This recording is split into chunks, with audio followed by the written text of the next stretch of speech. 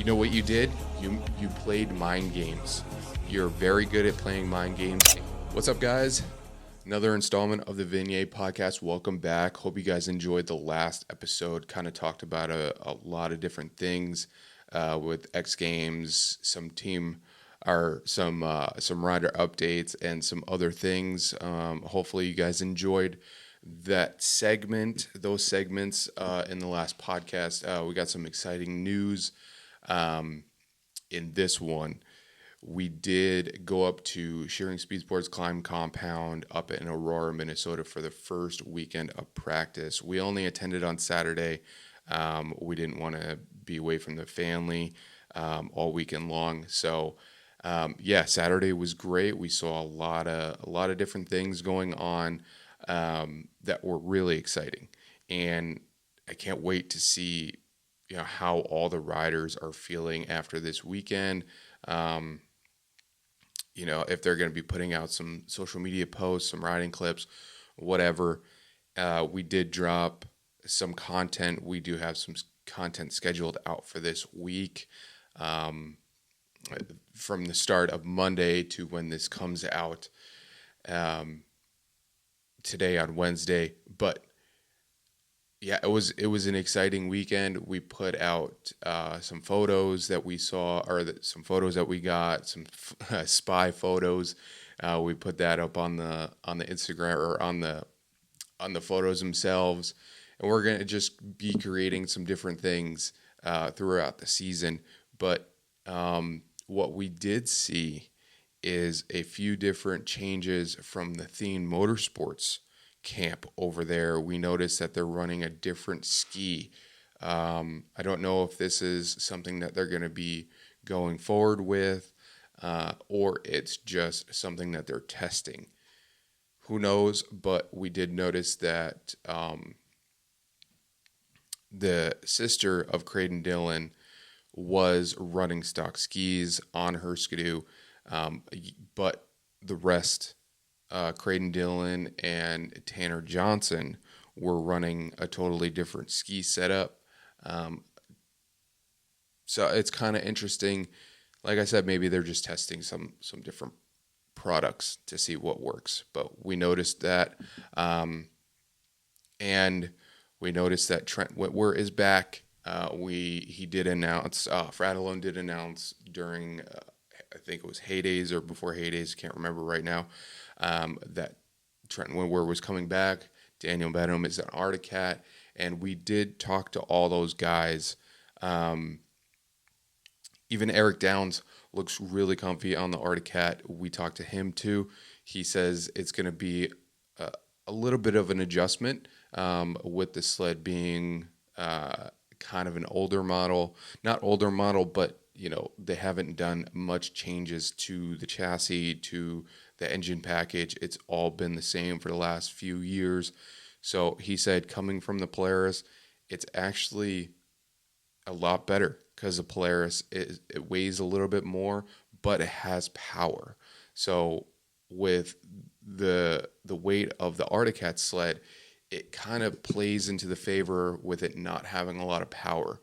But weight to power ratio, you got to take what you can get. And what we saw from Jacob Bjork last year on that Cat sled was that he can get the job done. Even the year before, when Daniel Benham was with Woody's and Bjork both got on the podium at New York, it was incredible to see Arctic Cat back on the box, back dominating again. But with having more riders on Arctic Cat, it's just, they are paving a new way for their Snocross program, for their cross country program, for every program they're gonna be going in. So talking with Eric Downs, he's excited. He started his career on Arctic Cat with Fratellone. Obviously, he has not switched programs or teams since then. So him going back to Arctic Cat, he says he's excited. Daniel Benham coming back, he says he's more than excited to be back in Arctic Cat. He had a fairly good run with K2 Motorsports. He couldn't have been more thankful for those guys, but luckily he did not have to step away from the sport for a year like his teammate. But yeah, he's excited, and he says that he's it's kind of gonna be, how would you say it, a new challenge again, going from Polaris to Arctic Cat. Those were kind of the words that he used. He's going to have to get used to it again. And yeah, he's excited to be back on Cat. His other teammate, Trent Whitwer, I talked to him as well. He says that he actually got a job in the summertime being a UPS delivery driver. Or he was something to do with the UPS. But yeah, he was doing something different outside of being a pro athlete, and it's kind of interesting to hear that, because we don't really hear stories of what these athletes do in the summertime. Some are farmers, some work in other industries, but rarely do we hear what they actually do. So I kind of found that unique and interesting that he did something corporate. He did say that, he was an assistant manager is what it was for the fleet. And he said that there was going to be a job opportunity to be a manager in the next couple of years, but he's not sure if he wants to take on that role. But it's super cool to hear that he took on something different, and it's super exciting to see that he is back. On the sled, he looked really good, like he didn't even miss a beat. Kind of sad he's not having his Nike boots that he has worn in the past couple years. I messaged him a couple days ago about it, and I was kind of bummed to see him not in Nike boots, because that's like a staple for him, Cole Coutu, and a few other people, Lawrence Egg, but he says it has something to do with the contract that he has with FXR. But the interesting thing that I noticed is that some FXR riders or FXR athletes do run different boots, and I think it's because they're in the pro class. But I haven't asked anybody else besides Trent Whitwer, and those were his words, that it has something to do with the contract or contingency, I should say. But I find it interesting that some other athletes are allowed to run different boots. I can understand that you have maybe smaller feet, but and the FXR boots don't really fit your feet. That was something I was told by a different rider. But moving forward, some things that I also did find interesting, some different gear deals going down. I saw that... who's the rider? Justin Blazovic. He's now in Castle X gear. Dominic Hegman is obviously in fly racing. He's part with Elite Motorsports. That's fly racing is part of their program. So he's going back to fly after being a FXR athlete, and then previous to that, he was with the all-finish team, which was decked out in fly racing gear. So it's kind of cool to see him back in fly gear. He looked phenomenal too. He looked solid. Really, really coming into his own. I think he's going to be a threat in pro light. But back to Justin Blazovic. Last year we saw him in climb gear. This Saturday we saw him in Castle X gear. So what is going on here? With all the different gear deals, I heard that Castle X is coming back to Snocross. I shouldn't say coming back, but they're going to be putting a bigger push into Snocross and different disciplines, or hopefully other different disciplines. But it's really cool to see other brands coming back in. Choco would be a cool one to see back in the sport. I know that they have a little limelight over in Canada, but to see them come back into the States would be really cool. Choco was part of Blair Morgan's program, I do believe, and they were huge at the time.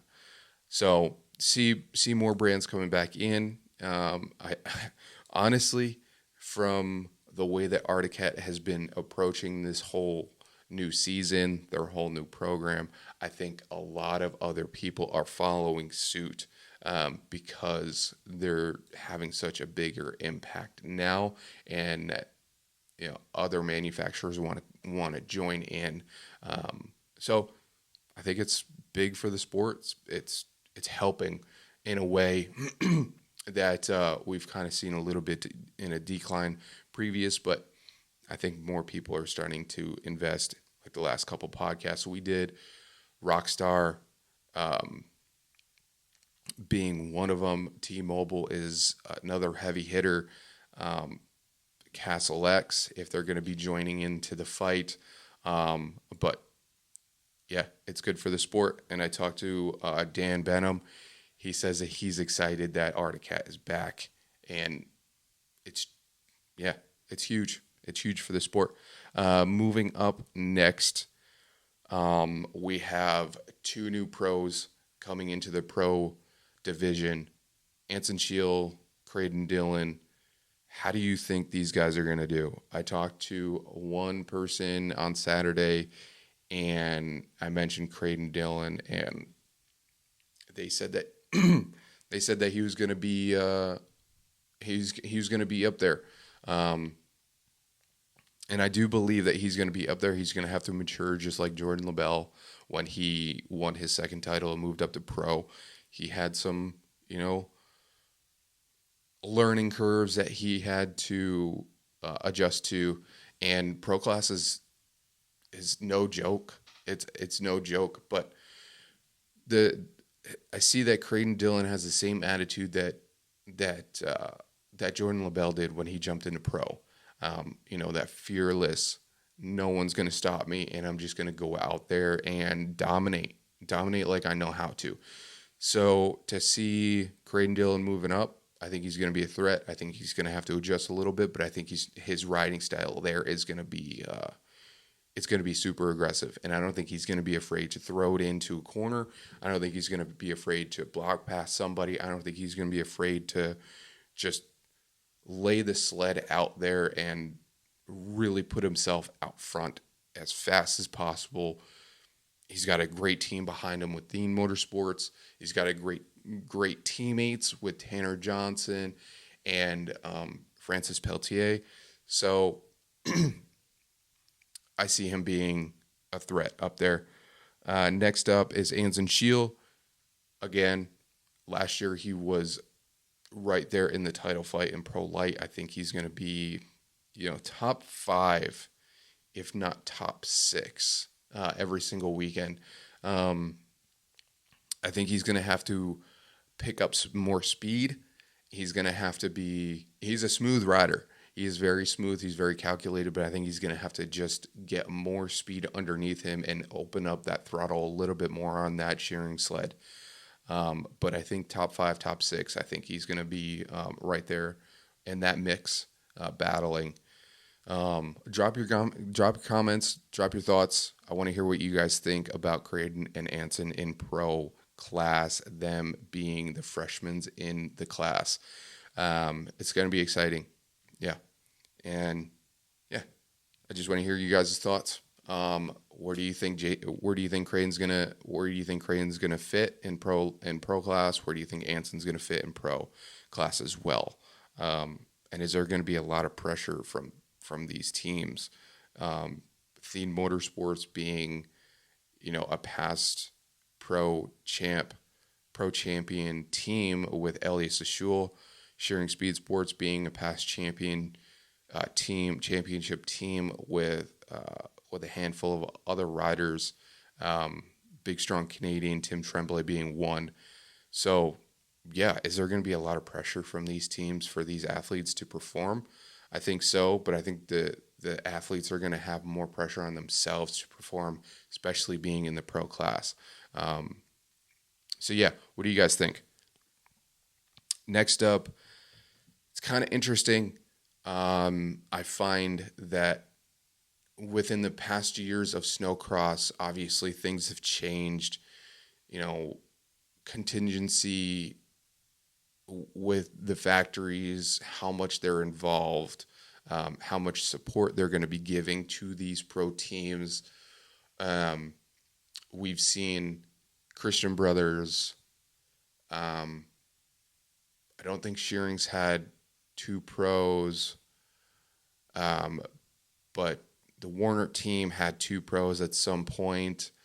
Now Thien Motorsports has 2 pros, and Team LaValle has 2 pros. So I find it interesting that there's only a few teams out, not even a few, just a couple teams out there that have 2 pros, and it's kind of fizzling away to just having 1 pro now and just having 1 trailer, where there were multiple trailers having multiple pros, or having 1 pro in each. Boss Racing had 2 pros with Elias Ashul and Aki Palaya. Aki was in a smaller gooseneck trailer at the time, but again, there was only a few teams. Those are 4 teams that had pros, 2 pros at the time.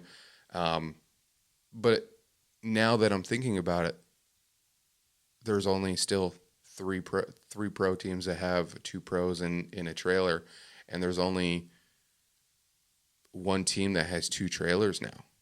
Thien Motorsports has 2 trailers. So what a shift, really. Now that I'm thinking about it, when I wrote it down, I was like, man, it's kind of unique that these pro teams don't have 2 pros and 2 trailers, but I understand it's an investment, and they kind of stepped away. Warner had 2 pros when they had Adam Renheim, and who else did they have on their program? I think Tim Tremblay was with Warner when Adam Renheim was part of the team. Correct me if I'm wrong, but that was Tim's last year, was with Warner, and I kind of liked seeing the two pro trailers. Like I said, it's obviously an investment. Henches had 2 pros with Cody Cam and Peter Narsa. So, yeah. What's your take on the two trailers, 2 pros kind of deal? Now we're seeing 1 pro, 1 pro light, and satellite riders outside of that. But yeah, things have changed. Investments have changed. Obviously, the factories have a different mindset with investing into teams, and it's more so these team owners and how much they want to take on. But it's kind of interesting. Now we're seeing a lot more teams having, or the same amount of teams as back then, having 2 pros. Yeah. Oh, Shearings did have 2 pros at some point with Tim Tremblay and Robbie Malinowski after his departure from Boss Racing and the Yamaha squad. So he did have 2 pros. Yeah. And what's your take on the whole pro light? Should Snocross and ISR get rid of pro light and just have sport class, and pro being the premier class? It's kind of a switch up for me. I feel like they should get rid of pro light, but it's also a stepping stone for the pro class. Maybe just change something in the pro light to make it differ from the pro class. I mentioned, exhausts maybe, or maybe a single chassis adjustment, or something different to keep it from, keeping the 2 classes from being the same. I talked to Anson, about a month and a half ago now, and he does the schools for Air Force with Shearings. And the kids, when they go to these tech schools, they're like, what's the difference between a pro and pro light? And immediately I knew, obviously I'm a person in the sport, but these kids don't really know what the difference is. But when Anson said the only difference is a headlight cover, and the kids are like, that's it? Yeah, so it's kind of interesting. So how can we make Pro Light different than Pro, besides just a headlight cover? Because back in the day, it was open chassis, twin pipes. You can do anything that you wanted to these sleds. And then that slowly, trickled down and was taken away. So what can we do differently from a twin pipe, from anything out of the ordinary to keep these pro sleds different? Because I'd like to see something unique come from ISR and from ISOC to make these pro sleds a little bit different. Yesterday, 1-3 Motorsports announced. Oh, that was the other thing that I saw this weekend was Jeremy Beaulieu, and I'll get to this in a second. He was on the sled. And when, first off, 1-3 Motorsports announced their pro team lineup for this 2026 season, there was no mention of Jeremy Beaulieu. It was just Moline Coutu and Hunter Patnode. And I found that very interesting. Maybe there were some deals happening behind the scenes that nobody knew, but I did find it interesting that they were gonna, not sign Jeremy Beaulieu back with the team, even though he had a couple injuries the last couple years, but last year he had some solid rides. Or no, he didn't even ride last year, or did he? I don't remember. I can't remember. There's so many people in Pro Light.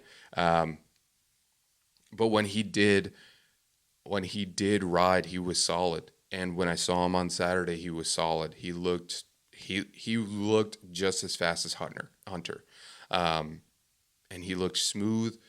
At first, he was on Moline's sled on Saturday. And at first I was like, is that Moline? But he was wearing the same gear as Hunter Patnode, so it was like kind of throwing me for a curveball there. And at first I said, yeah, that's Moline. It's got 93 on the hood, on the side of the running boards. And then I got to notice some different things. There was 122 on the gear. He was a taller guy. He had different gear. It wasn't custom. It wasn't pink, or it wasn't anything custom like Moline races in. So that was kind of the thing that I took to and noticed that it was not Moline. So yeah, with that being said, 1-3 Motorsports has re-signed Jeremy Beaulieu to the pro class. Welcome back. Maybe it's not a welcome back, but welcome back to the program, as you weren't on their first PR release. So yeah, hopefully this is your year, man. You showed a lot of speed at Shearings, and yeah, get up there, man. Show them how you can ride, and show them that you can get on the podium, because you showed some incredible speed at the first practice at Shearings, and yeah, this will be your year, man. This will be your year. Moving next, we have some rider updates, and this part of the segment is brought to you by CNA Pro Skis. Our awesome friends over there at CNA Pro Skis they've been part of our program for quite some time now, and this part of the segment is brought to you by CNA Pro Skis. Hop over to caproskis.net to grab yourself a custom set of skis, whether you're in the mountains, snowcross athlete, trail, backcountry, or watercross, or anything, or if you just want to have a custom pair of skis to hang up in your shop. You can always bring them to the autograph session at all the snowcross races and have all the pro athletes sign them.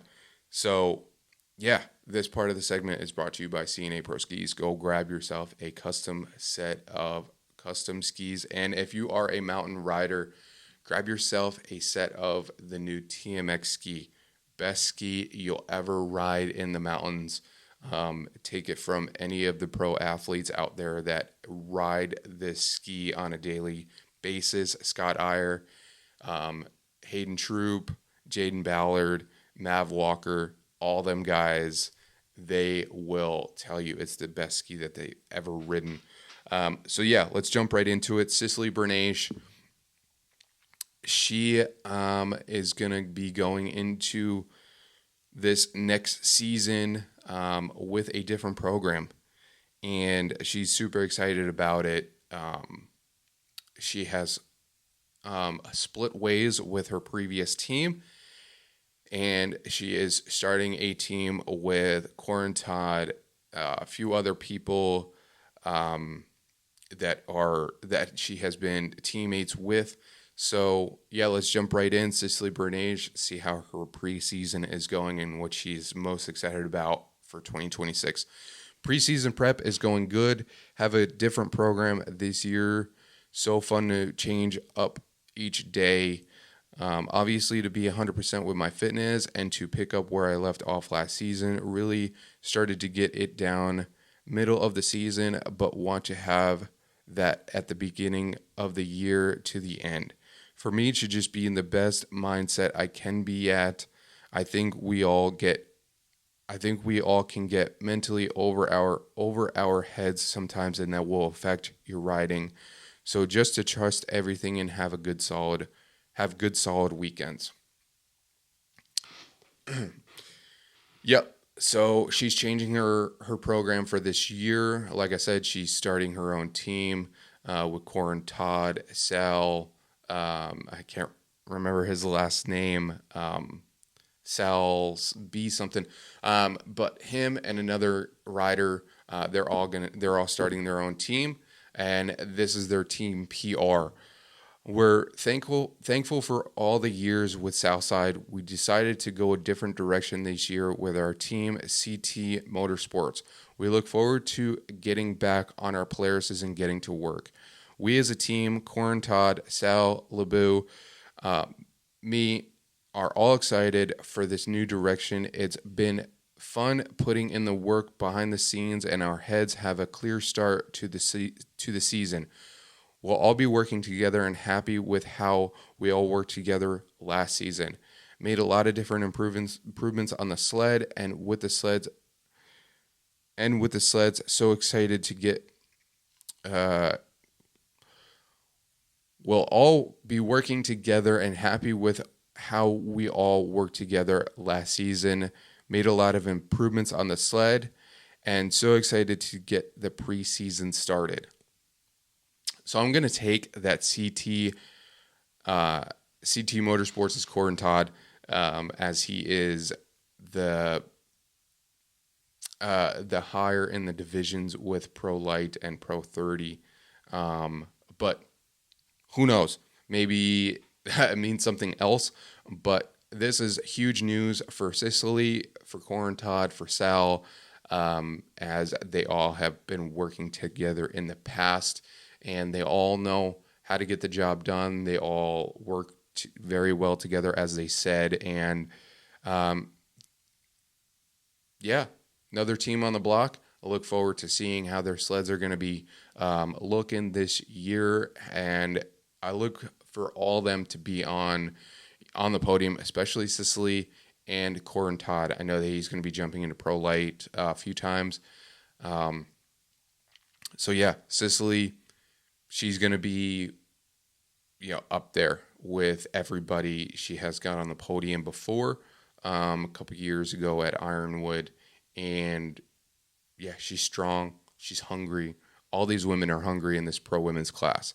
So, Cecily, you're going to have a target on your back. And with this new team, I think you're going to have a bigger target on your back. And with Corin and Sal, you guys are going to have targets on your back as well. So get ready for a lot of pressure each weekend, and I look forward to seeing what you guys do this season, and happy to hear that you guys are putting your own team together. This is exciting for CT Motorsports. This is exciting for Snocross.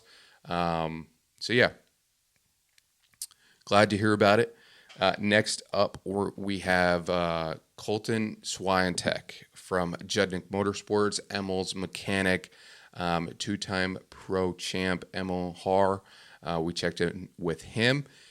My season has been good between my summer work as a concrete finisher, spending time with family and friends, and enjoying some hobbies. Not much has slowed down, but we'll be in full swing of the season before we know it, and I'm looking forward to that. I think Emil and I work really well together. Our biggest goal to me is to stay consistent between how I prep and work on the sled, our race day routine, and working while on the test trips. The team's goal and my goal is to provide him with the best tools for the job to make sure he can perform at his best, and we are always looking for how we can improve the sled. A two-time pro champ mechanic, it's always a challenge to see what these guys can do differently to get the sled prepped, get it ready, and make sure that every nut and bolt is tight when these sleds leave that trailer to line up for the pro final or even just qualifying. And I'm sure there's an immense amount of pressure for these mechanics, Colton being one because now he's a two-time pro champion mechanic, to make sure that sled is top-notch for Emil to go out and perform and that Emil doesn't have to worry about a single thing. It seems like they have a solid program over there at Vignette Motorsports with Colton and Emil. They haven't had a problem yet, knock on wood, and I look forward to for them to have another solid year. Everybody's chasing that 31 and trying to dethrone him. Who will it be for this 2026 season, or will he just go after his third title or secure a third title? There's a lot of heavy hitters in pro class, and Colton, Emil, you guys got a big target on your back, and it's going to be a challenge to keep that red plate with a lot of fast talent in the pro class. Jordan LaBelle, Crayden Dillon, Anson Shield, Jacob Yerk, Daniel Benham, who else is there? Francis Peltier, Cody Cam, Hunter Patnode. Hunter Patnode he's going to be a wild card. He played a wild card hand last year at the tail end of the season. So, it's going to be exciting. It's pro class is top notch. I feel like it's one of the strongest pro classes that we have in years. And Skolquist's new rider. Why can't I think of his name? 81 there. There's a lot of talent in the pro class. So moving next into the last racer update, we have Crayden Dillon, a guy that we have that we can't stop talking about on this podcast. Crayden Dillon going into his freshman year in pro class with Vignette Motorsports again. He looked really good this weekend on Saturday. I'm sure he looked even better on Sunday. If he did ride, I wasn't there. I haven't seen any media or any content from Sunday, but there were some things that I saw from him that just looked incredible. He was looking very smooth. He was doing a double in, single to wheel to track tap to double that was so smooth, and it was straight into a corner, and I didn't see anybody else do it, but Crayden was making that line work. Let's jump right in. Not a huge change in program, just more of everything. The guys are better in this class, so I have to train better, eat better, think better, and I will be better. The mindset is always win, not taking any baby steps or learning years, jumping into this head first, going to dice it up with the big boys and battle for the red plate all season long. There it is. He's just going to go out there. Like I said, he's going to, no learning year, no taking it easy the first year. He wants that red plate, and he's going to battle for it. So, Crayden, I think you put the target on your own back here, but you know what to do. You're a two-time pro light champion, and you didn't make it easy on the pro light guys last year, but you know what you did? You played mind games.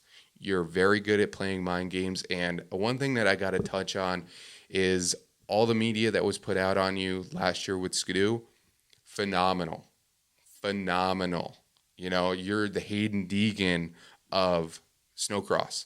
And tailing off of this is we need more of that.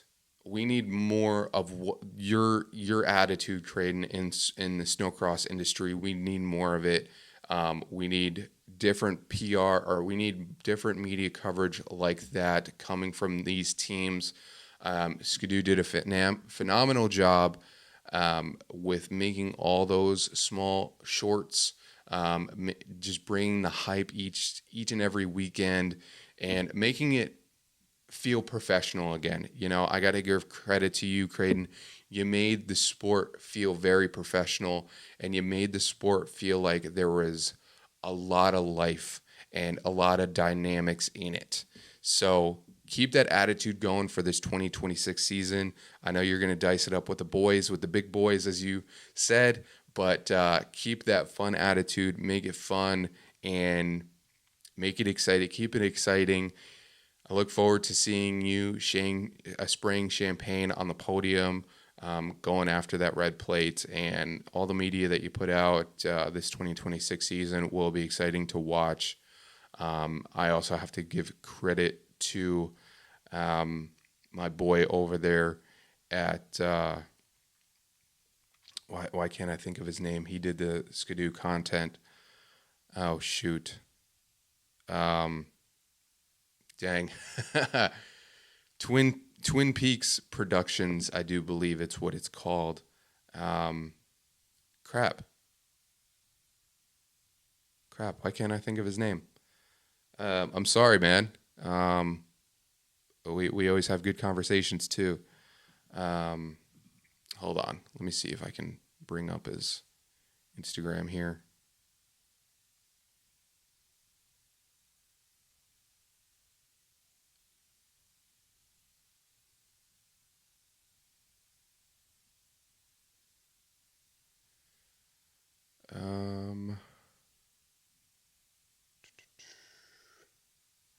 Hold on, guys. I'm getting to it.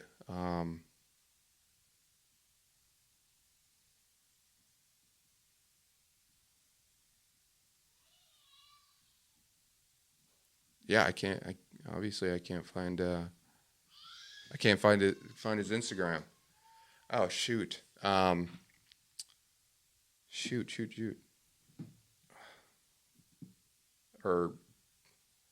It's By Peak Production. Sorry, not Twin Peaks, By Peaks. But yeah, Zach Kitzman.